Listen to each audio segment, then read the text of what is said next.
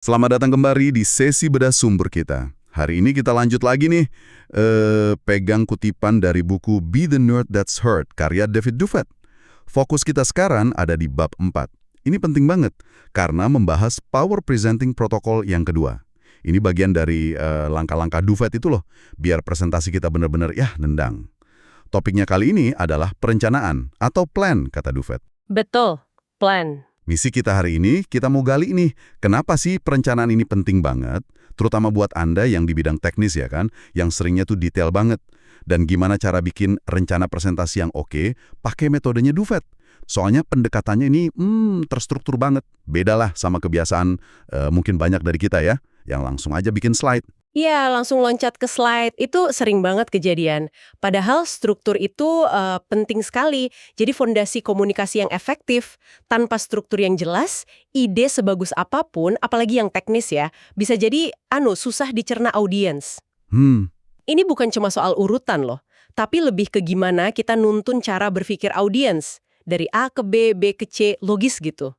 Nah, ini dasar yang perlu kita pegang sebelum kita bahas detailnya Duffett. Setuju. Struktur itu penting, tapi mungkin ada juga yang mikir, aduh kok repot banget sih pakai rencana segala, kan yang penting konten teknisnya benar. Nah, itu dia. Duffett punya jawaban lumayan nyelekit sih soal ini. Dia kutip pepatah lama, gagal merencanakan berarti merencanakan kegagalan. Klise ya, tapi... Klise tapi bener banget. Apalagi kalau konteksnya presentasi penting ya kan? Iya, ngeri juga kalau dipikir-pikir. Analogi pengacara yang Anda sebut tadi itu, wah kena banget. Bayangin aja pengacara Anda bilang, tenang, nanti di sidang saya improvisasi aja. Waduh, nggak mau lah. Ya kan? Nggak mungkin bisa diterima. Sama persis kalau Anda presentasi data penting, proposal teknis, atau temuan riset. Improvisasi tanpa rencana itu ya resep bencana. David bilang gini, kalau presentasinya gampang buat Anda sampaikan, Karena udah direncanain? iya, karena terencana. Nah, itu bakal lebih gampang juga diterima audiens. Gitu. Perencanaan itu ngurangin beban mikir. Buat Anda dan buat mereka juga. Masuk akal. Oke, jadi gimana nih David nyaranin kita mulai merencanakan? Langkah pertamanya apa? Dia mulai dari yang paling dasar. Struktur klasik. Awal, tengah, sama akhir. Beginning, middle, end. Yang itu lagi ya. Udah sering dengar. Sering dengar, tapi kekuatannya itu ada di cara kerjanya yang pas sama memori kita. Ada namanya primacy effect, kita ingat yang di awal, sama recency effect, ingat yang di akhir. Oh iya. Primacy dan recency. Nah, Duffett nyebut dua bagian ini waktu krusial. Atau momen emas Anda, jangan disia-siakan. Analoginya kayak nonton berita di TV. Ada headlines kan di awal, itu bagian awal. Terus detail beritanya, analisisnya, itu bagian tengah. Nah, di akhir ada rangkuman lagi, itu bagian akhir. Oke. Dengan format gitu, penyiar berita punya minimal 3 kali kesempatan buat nanemin info penting ke kepala kita. 3 kali? Iya, jadi di presentasi Anda artinya Anda punya 3 pukulan strategis buat pesan utama Anda. Dan alur yang jelas juga bikin audiens nggak gampang hilang arah di tengah detail teknis. Oke. Awal, tengah, akhir. Terus soal waktu gimana? Misalnya nih, saya harus presentasi update proyek 30 menit ke manajemen. Pembagian kasarnya gimana tuh menurut Duffett? Dutet ngasih panduan kasar aja sih, bukan aturan mati. Buat 30 menit, ya mungkin sekitar 3 menit buat awal, terus 24 menit lah buat tengah isinya, dan 3 menit lagi buat akhir. Cuma 3 menit ya buat awal sama akhir? Bagian tengahnya dominan banget. Durasinya memang tengah paling panjang, tapi jangan anggap remeh yang 3 menit awal sama 3 menit akhir itu. Justru dari sisi dampaknya keingatan, bobotnya itu gede banget. Mereka itu kayak jangkar buat memori audiens. Menarik. Oke, kita bedah bagian awal atau pendahuluan. Tadi katanya waktu krusial pertama. Apa aja sih yang harus kita capai di 3 menit berharga ini? Tujuannya banyak nih. Pertama, penting banget, pecah praokupasi audiens. Praokupasi. Maksudnya? Maksudnya, pikiran mereka kan seringnya masih kemana-mana tuh sebelum kita mulai. Mikirin email lah, meeting tadi, atau masalah teknis lain. Nah, kita harus tarik perhatian mereka dari situ dulu. Oke, tarik perhatian. Kedua, bukan cuma narik, tapi benar-benar rebut perhatian mereka. Harus kuat. Ketiga, langsung tunjukin relevansinya. Kenapa sih topik teknis ini penting buat Anda, audiens? Jangan nunggu lama.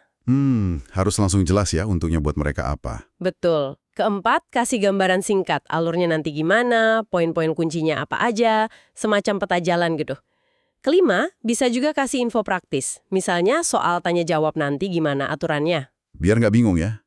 Nah, untuk bantu kita nyusun awal yang padat ini, Duvet kan punya alat bantu tuh, akronim intro. Hehehe, saya suka nih yang beginian, bikin gampang inget. Iya, intro ini kayak checklist praktis buat bagian awal. Mari kita urai ya.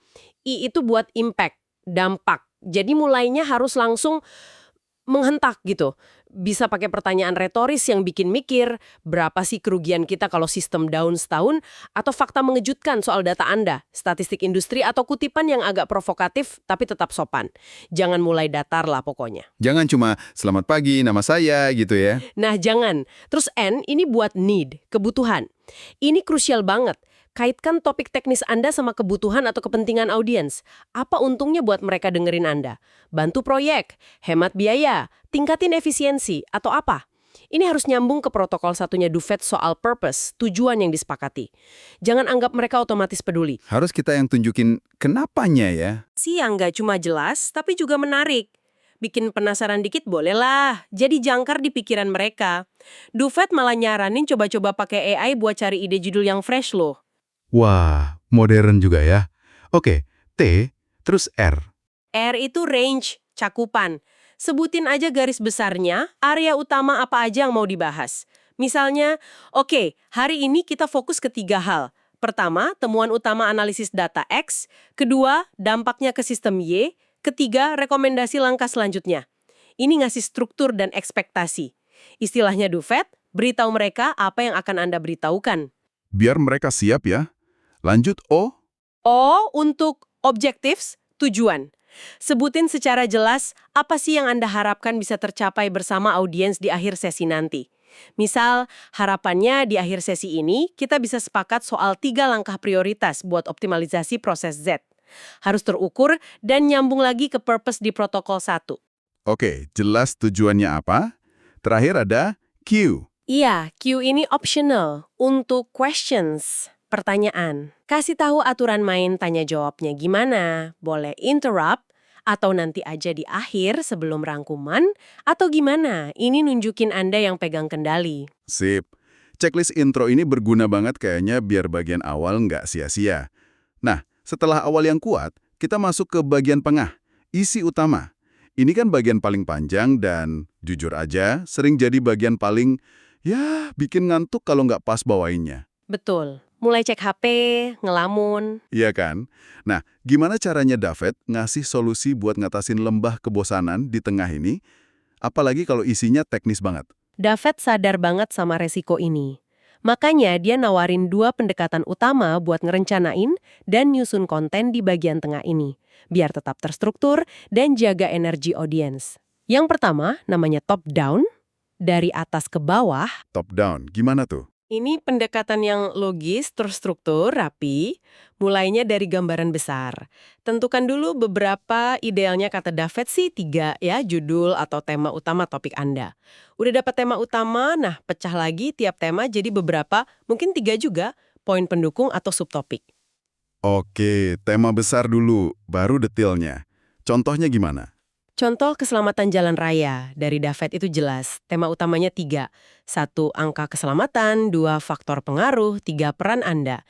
Terus dipecah, poin di bawah 1 bisa statistik, tren, prediksi, di bawah 2 bisa pengguna jalan, teknologi, desain jalan, di bawah 3 bisa kesadaran bahaya, penggunaan jalan, sebarin nasihat. Kalau buat presentasi teknis Anda mungkin 1, arsitektur sistem sekarang, 2, analisis bottleneck, 3, proposal solusi, baru detailnya lagi di bawah itu. Kayak bikin outline gitu ya? Mirip, mind mapping itu bisa jadi variasi visualnya. Lebih bebas, tapi intinya sama, mulai dari tengah, tema utama, terus cabang-cabangnya detail. Tapi ada risikonya juga. Resiko apa? Ya, baik top down atau mind mapping, ada kemungkinan Anda kelewat detail penting. Kalau detail itu nggak secara alami kepikiran di bawah tema utama yang udah Anda tentuin di awal. Kadang ada ide bagus tapi nggak masuk kategori awal. Oh iya bener juga. Terus kalau gitu gimana? Kalau kita punya banyak banget ide, tapi belum jelas nih strukturnya mau gimana? pusing duluan. Nah, kalau kasusnya gitu, ada pendekatan kedua, bottom up, dari bawah ke atas. Ini cocok banget kalau Anda ngerasa tenggelam dalam data atau detail. Bottom up, gimana caranya? Caranya gini, keluarin semua ide, fakta, data, poin-poin kecil terkait topik Anda. Tulis satu ide di satu post-it. Pokoknya jangan disensor dulu, keluarin aja semua yang ada di kepala. Oke, brainstorming pakai post-it ya. Terus? Udah keluar semua, nah sebar post-it itu di meja atau di dinding, terus Anda amatin, cari pola. Kelompokin post-it yang kayaknya nyambung, yang ada benang merahnya. Udah kekumpul kelompok-kelompok, kasih nama atau judul buat tiap kelompok itu. Nah, judul kelompok ini bisa jadi tema utama atau subtema Anda nanti. Wah, kayak nyusun puzzle ya. Terus kalau ada post-it yang aneh, nggak cocok kemana-mana? Itu bisa dibuang aja, atau mungkin dikumpulin di bagian lain-lain, siapa tahu penting nanti. Proses ini lebih organik, kadang bisa munculin struktur yang nggak kepikiran kalau pakai top down. Visual banget. Kebayang sih. Metode post-it ini kayaknya oke banget buat jinakin data teknis yang ruwet. Ngomong-ngomong soal struktur, tadi disebut David suka banget angka 3 ya? Ada prinsip 3 is key. Beneran sekuat itu ya angka 3? Iya, kekuatan angka 3 ini menarik loh. Kayaknya otak kita emang lebih gampang proses dan ingat informasi kalau dikelompokin jadi 3. Coba aja perhatiin. Fanny, Vidi, Vici, slogan-slogan iklan, struktur argumen dasar juga sering 3 kan? Tesis, antitesis, sintesis. Oh iya ya, bener juga. Nah, buat konteks teknis, ini berguna banget. Misalnya daripada Anda kasih 5 atau 7 pilihan solusi teknis yang bikin pusing, coba kelompokin jadi 3 aja. Mungkin solusi cepat murah, solusi ideal tapi mahal, sama solusi jalan tengah. Atau kalau jelasin proses, bagi jadi 3 fase utama. Contoh David soal keamanan internet kan gitu. 1. Kenali ancaman. 2. Amankan koneksi. 3. Uji keamanan Anda. 3 langkah jelas. Jadi, saran David, sebisa mungkin pakai kekuatan 3 ini. Bikin simple dan kuat. Oke, dicatat. 3 is key. Jadi kita udah punya struktur awal tengah akhir, cara ngerencanain isinya, top down, bottom up, plus saran pakai angka 3. Sekarang PR berikutnya nih. Gimana caranya biar konten yang udah rapi ini bener-bener nempel di kepala audiens. Ini nih yang sering susah. Apalagi kalau materinya teknis, abstrak, kompleks. Nah, ini dia bagian serunya. Duvet ngenalin akronim PROOF. Ini bukan soal bukti argumen logis aja ya, tapi gimana bikin info Anda itu memorable, gampang diingat. Dia pakai analogi, lihat foto liburan ke Alaska. Misal, ada 50 foto. Mana coba yang paling Anda ingat? Mungkin yang pertama dilihat. Atau yang terakhir? Betul. Terus apa lagi? Mungkin yang diulang-ulang, atau yang paling heboh fotonya. Iya, bisa jadi. Atau yang ada cerita lucunya, gitu. Kan? Overemphasis, yang aneh atau menonjol, contoh kocak Duvet tadi. Rusa naik sepeda, outstanding, sama yang bisa kita kaitin ke pengalaman atau pengetahuan kita sendiri, familiar. Proof. Oke. Primacy, recency, overemphasis, outstanding, familiar. Mari kita bedah lagi, terutama yang OOF itu. Kan P sama R udah jelas buat awal dan akhir ya. Gimana pakai OOF di bagian tengah yang panjang tadi? Tepat. Di bagian tengah yang rawan bikin bosen itu, kita mesti aktif pakai 3 elemen sisanya. O yang pertama, overemphasis, penekanan berlebih. Ulangi poin kunci Anda. Tapi jangan cuma diulang plek, bisa dengan cara beda. Kasih penekanan vokal, pakai visual yang kuat di slide buat poin itu, atau kasih jeda sebentar sebelum nyampain kesimpulan penting. Repetisi yang strategis itu perlu. Oke, diulang-ulang tapi cerdas ya. Betul. Terus O yang kedua, outstanding, menonjol. Ini yang seru tapi agak tricky buat konten teknis. Cari cara sajikan data atau konsep kunci Anda dengan cara yang nggak biasa, mengejutkan tapi, nah ini penting, tetap relevan. Bukan cuma aneh doang atau humor receh. Contohnya gimana tuh buat teknis? Mungkin visualisasi data yang nggak kepikiran sebelumnya. Atau studi kasus yang hasilnya kok beda dari dugaan umum. Atau analogi yang imajinatif banget kayak rusa naik sepeda tadi. Mungkin metafora buat anomali data atau hasil tak terduga gitu. Intinya, bikin menonjol dan nyambung ke topik. Harus kreatif ya nyarinya. Oke, terus F? F itu familiar. Akrab. Ini senjata ampuh banget buat materi teknis. Sambungin konsep baru atau rumit ke sesuatu yang audiens Anda udah kenal baik. Rumusnya David. Anda tahu X kan, yang udah familiar? Nah, Y, konsep baru Anda ini mirip kayak X, soalnya Z alasannya. Contoh klasiknya ya jelasin arus listrik, Y, pakai analogi aliran air di selang, X. Tapi cari analogi yang benar-benar relevan sama latar belakang audiens Anda. Jangan cuma yang Anda sendiri ngerti sebagai pakar teknis. Oke, jadi pakai OOF di tengah. Tapi gimana terapinnya biar sistematis? Biar perhatian nggak anjlok gitu aja di tengah jalan. Caranya David coba pecah bagian tengah yang panjang itu jadi beberapa segmen lebih kecil. Mungkin ya balik lagi 3 segmen utama gitu. 3 lagi. Tiap segmen ini punya awal mini dan akhir mininya sendiri. Transisi antar segmennya juga harus jelas. Ini ngasih Anda kesempatan lebih banyak buat pakai efek primacy dan recency di dalam bagian tengah itu sendiri. Oh, jadi kayak bikin beberapa episode kecil di dalam presentasi gitu ya? Bisa dibilang gitu. Analogi iklan TV tadi berlaku lagi. Iklan pertama sama terakhir di satu blok iklan kan biasanya paling efektif dan mahal. Nah, kita bisa jual poin paling penting kita di awal dan akhir tiap segmen mini di bagian tengah. Masuk akal. Kalau digambarin, kurva perhatian audiens itu sering kayak huruf U tapi landai. Tinggi di awal, terus turun di tengah, naik dikit lagi di akhir. Tugas kita pakai OOF dari proof itu buat nyoba datarin bagian tengah kursa itu. Jaga perhatian tetap hidup, pakai penekanan, hal menonjol, sama kaitan ke hal familiar. Paham. Jadi bagian tengah itu butuh suntikan energi terus ya? Pakai proof dan dipecah-pecah. Oke, sekarang kita ke bagian terakhir. Bagian akhir atau penutup. Tadi dibilang ini waktu krusial terakhir. Tapi kok seringnya bagian ini malah jadi lemah ya? Apa masalahnya? Ironis ya, udah susah payah di tengah, pas akhir malah kehabisan bensin atau ngerasa udah lega terus nutupnya seadanya. Kesalahan paling umum cuma bilang, sekian terima kasih, gitu aja. Atau nah ini yang kata Dufet fatal banget, langsung nutup pakai sesi tanya-jawab, TNJ. Loh, kenapa fatal? Bukannya bagus ada TNJ? TNJ-nya bagus, tapi jangan jadi penutup terakhir. Fatalnya karena Anda nyerahin momen paling berharga, momen terakhir, itu ke audiens. Bisa jadi ada pertanyaan susah yang bikin Anda kelihatan bingung atau defensif, atau lebih parah, sepi, nggak ada yang nanya. Terus suasana jadi canggung, langsung kempes deh presentasinya. Wah, iya juga ya. Bisa anti klimaks gitu. Terus gimana dong rekomendasi David buat penutup yang nendang? Pertama, posisi TNJ itu sebelum rangkuman dan penutup final Anda. Jadi, jawab pertanyaan dulu, baru Anda ambil lagi kendali buat kata-kata terakhir. Kedua, bikin penutup yang kuat dan direncanain. Salah satu teknik yang efektif itu nyambungin lagi ke bagian awal, intro. Bikin kayak lingkaran penuh gitu. Oh, disambungin lagi ke awal. Menarik. Contohnya cerita Dufet pas ngelamar kerja jadi manajer pelatihan itu bagus banget. Di awal dia pakai impact, angka biaya training gede banget, 86,7 miliar dolar, sama niche efektivitas training dipertanyakan. Nah di akhir, setelah TNJ dan rangkuman, dia balik lagi ke angka itu. Dia hitung pemborosan selama presentasinya dia sendiri, sekitar 17,4 juta dolar, terus dia kasih jaminan personal yang kuat soal nilai yang bakal dia bawa kalau kepilih. Penutupnya itu langsung ngikat ke tujuan awal, ninggalin kesan kuat. Hasilnya? Dapat kerjaannya. Dapat, tentu saja katanya. Keren, strategi penutup yang cerdas banget.